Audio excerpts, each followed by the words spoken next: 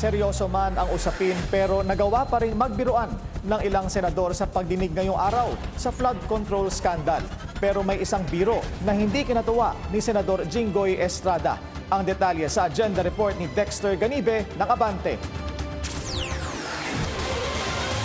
Naging mainit ang ikatlong araw ng pagdinig ng Senate Blue Ribbon Committee dahil sa laglagan ng pangalan ng ilang politiko at opisyal ng gobyerno na di umano'y humingi ng kickback mula sa mga diskaya. Pero hindi naman puro seryoso ang usapan dahil maya't maya may breaking of the ice. Kailangan din na paminsan-minsan ay tumawa para mapahupa ang tensyon. Sa pagsisimula pa lang ng pagdinig, alis tensyon na muna.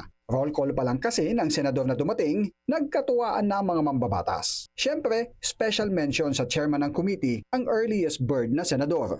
Let me acknowledge the presence of senators.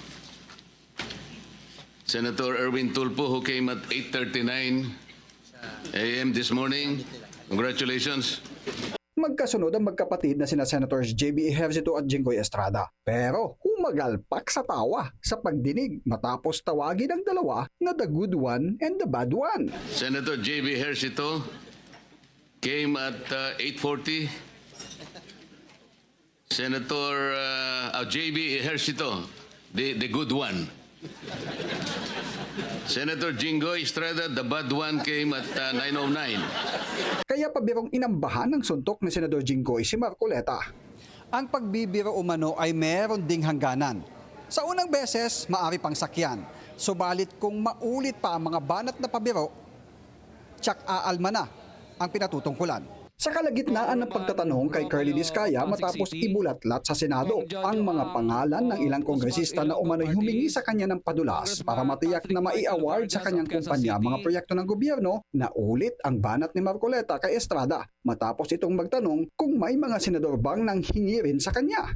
Mr. Diskaya, sa dami-dami mong binanggit na pangalan na kongresista, isa lang tanong ko, Senador, meron ba?